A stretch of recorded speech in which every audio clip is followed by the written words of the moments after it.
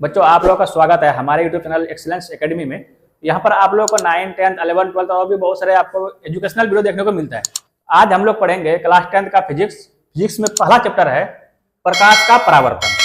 तो हम लोग पढ़ेंगे आज प्रकाश का परावर्तन का नियम। इसमें 2 नियम है, दोनों को पढ़ेंगे और अच्छे से समझेंगे। और उससे पहले प्रकाश का परावर्तन का नियम पढ़ने से पहले आप लोग को समझना पड़ेगा कि प्रकाश का परावर्तन होता क्या चीज है। देखो आप लोग पास मैं आपको एकदम बच्चों की तरफ पढ़ाऊंगा, ठीक है ना। आप लोग गेंद देखे होंगे, सॉफ्ट वाला गेंद आप लोग कभी देखे होंगे। गेंद को लेकर आप दीवार में फेंके होंगे, ठीक है, पटकाए होंगे दीवार में। क्या होता है, दीवार में फेंकने के बाद वो वापस आ जाता है, ठीक है ना। वापस आ जाता है तो उसी को बोलते हैं परावर्तन। अगर वो गेंद फेंक रहे तो उसको बोलेंगे गेंद का परावर्तन, ठीक है ना। और वही चीज अगर प्रकाश का परावर्तन होता है, प्रकाश आकर किसी सतह से टकराएगा, उसको बोलते हैं प्रकाश का परावर्तन। तो ऐसा नहीं है कि प्रकाश का परावर्तन जो है वो सिर्फ सीधा तल पे ही होता है। तल का मतलब है एक तरह से जैसे वो दीवार में हम फेंक रहे थे बॉल, तो वो हो गया दीवार बन गया तल। उसमें सब चीज आ सकता है, हम भी आ सकते हैं उसमें तल। मेरे ऊपर भी अगर कोई गेंद अगर वापस जाता है तो हम उसके लिए बन गए तल, ठीक है ना। तो तल में ऐसा नहीं है कि सिर्फ दीवार ही तल है, तो कोई भी चीज हो सकता है जिस पर प्रकाश का परावर्तन होता है उसको बोलते हैं तल। तो जरूरी नहीं कि तल जो है आपका समतल होना चाहिए, ठीक है ना। समतल में भी प्रकाश आएगा तो रिफ्लेक्ट करेगा, प्रकाश आएगा परावर्तित होगा। जिग-जैग रहेगा, उबड़ खाबड़ रहेगा, उसमें भी प्रकाश आएगा और उस पे भी प्रकाश का परावर्तन होगा। और जो हम नियम पढ़ेंगे तो ऐसा नहीं है कि ये जो देखो अभी आप लोग पढ़ते तो होंगे सब शुरू से ही, आप लोग सोचे भी होंगे कि यार सिर्फ ये सीधा वाला ही क्यों दिखाता है, ये जिग-जैग वाला क्यों नहीं दिखाता है। तो ये प्रकाश का जो परावर्तन हम लोग पढ़ते हैं तो ये ऐसा नहीं है कि ये सीधा वाला तल पर ही काम करता है। ये नियम सबके लिए है, बट इसमें पढ़ने में हम लोग को थोड़ा प्रॉब्लम होता है, इसीलिए उसको सही करने के लिए या तो आसान करने के लिए सब जगह हम लोग सीधा सीधा खींचते हैं। यहाँ पर भी वही चीज है, अभिलंब खींचेंगे यहाँ भी खींचेंगे, यहाँ पर भी खींचेंगे, ठीक है ना। तो ऐसा नहीं है कि प्रकाश का जो नियम है परावर्तन का वो सिर्फ जो समतल जो तल है उसी पर होता है, ऐसा नहीं है। जिग-जैग रहेगा उस पर भी होगा, ठीक है ना।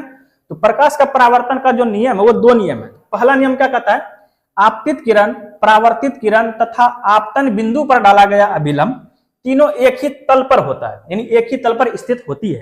जैसे कि आप लोग गेंद वाला समझे थे, गेंद को फेंक रहे तो वहां से वापस आ रहा था, ठीक है ना। तो उसी तरह से ये समझ लो दीवार है, समझ लो दीवार है, बट असल में है ही है। यहाँ पर देखो समझाने के लिए ये है कांच यानी कि शीशा। और शीशा पर ये क्यों करते हैं, क्योंकि यहाँ पर प्रकाश आता है तो 99% परावर्तित हो जाता है। मेरे अंदर अगर प्रकाश आएगा तो क्या होता है कि प्रकाश आके वापस तो जाता है, बट कुछ हम सोख भी लेते हैं, हमारे अंदर भी चला जाता है, कुछ बाहर भी निकल जाता है, तो उसमें अच्छे से समझ में नहीं आता। इसीलिए हम शीशा को लेकर ही अच्छे से पढ़ते हैं ताकि प्रकाश का परावर्तन अच्छा से दिखे। आप लोग बच्चे में देखे होंगे वो शीशा लेके, छोटा छोटा शीशा, छत पे बैठते थे कभी कभी, आप लोग पता नहीं किए होंगे, नहीं हम लोग तो किए हैं। छत पे बैठते थे, इधर से सूरज आ रही है रोशनी, हम लोग लेके क्या करते, दूसरे घर पे ऐसे मारते थे, एंगल बदलते थे, ठीक है ना। तो उस टाइम तो हम लोग को दिमाग था ना कि हो क्यों रहा, बस इतना उधर से आ रहा है, ऐसे कर उधर जा रहा है। तो यही है वो प्रकाश का परावर्तन का नियम के वजह से ही वो हम लोग एंगल चेंज करते थे, ठीक है ना। उसी को समझेंगे। देखो जब प्रकाश का किरण आ रहा है उस किरण को बोलते हैं आपतित किरण, ठीक है ना।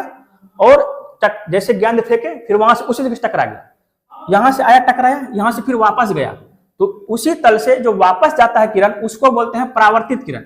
आने वाले किरण को आपतित किरण, जाने वाले किरण को परावर्तित किरण, क्योंकि परावर्तित हो रहा है। तीसरा चीज, ये किरण जो आ रहा है इसी को बोलते हैं आपतित किरण।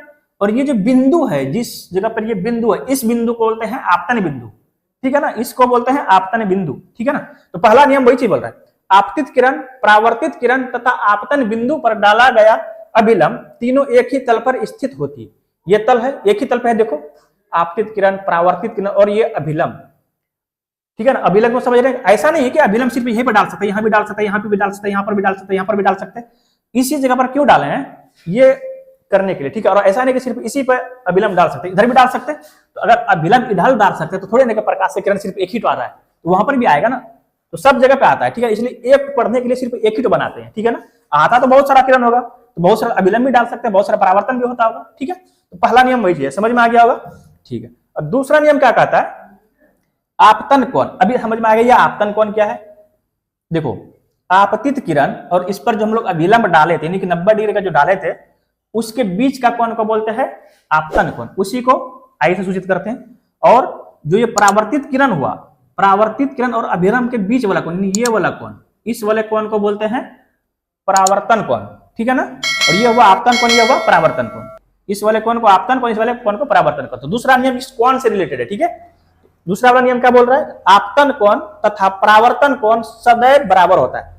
सदैव का मतलब है कि हमेशा बराबर होगा। अगर ये किरण इस तरह से आ रहा है, इसका कोण जितना बन रहा है तो इस वाला कोण भी उतना ही बनेगा। जैसे हम लोग शीशा में करते हैं ना, इसे एंगल चेंज करते थे, उसी तरह से मान लो कि ये किरण अगर यहां से आता ऐसे, ये वाला कोण बढ़ जाता, तो ये वाला इधर आ रहा है तो ये वाला भी थोड़ा दूर जैसे इससे जाता, ये वाले भी कोण बढ़ेगा। मतलब ये हमेशा बराबर रहेगा। ये कोण अगर 10 डिग्री का है तो ये भी 10 डिग्री का बनेगा, ये 100 डिग्री का रहेगा तो ये भी 100 डिग्री का रहेगा। जितना ये वाला बनेगा उतना ही वो वाला ही बनेगा। और ये नियम जो है, दोनों नियम, ये समतल पर जरूरी नहीं कि समतल पे ही ये करता है, ये सबको डिफाइन करता है। इस पर भी होगा, समतल वाला पे भी ये करता है, नियम को फॉलो करता है। और जिगजैग है उस पर भी नियम फॉलो करता है। यहाँ पर भी देखो ये विलंब बन रहा है, यहाँ पर भी आपतन कोण परावर्तन कोण यहाँ भी बराबर होगा, ठीक है ना।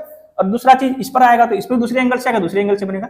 इसलिए ये दोनों पर ही करता है, ये नियम दोनों जगह फॉलो करता है, जिगजैग रहे, तल रहे या फिर समतल रहे। बट हम लोग की सुविधा के लिए हम लोग क्या करते हैं कि इसको समतल लेकर ही चलते हैं और उसी में पढ़ते हैं, ठीक है। तो दोस्तों आप लोग बताओ, आप लोग ये वीडियो कैसा लगा, और अच्छा लगा तो वीडियो को लाइक कीजिएगा। और अगर आप लोग कहीं पर भी कुछ भी डाउट हो तो आप लोग कमेंट करके बता सकते हैं। और आप लोग अगर नेक्स्ट वीडियो किस टॉपिक पर चाहिए तो आप लोग कमेंट करके बताओ। और वीडियो अच्छा लगे तो वीडियो को लाइक कर दो, चैनल को सब्सक्राइब करके बेल आइकन दबा दो। Thank you.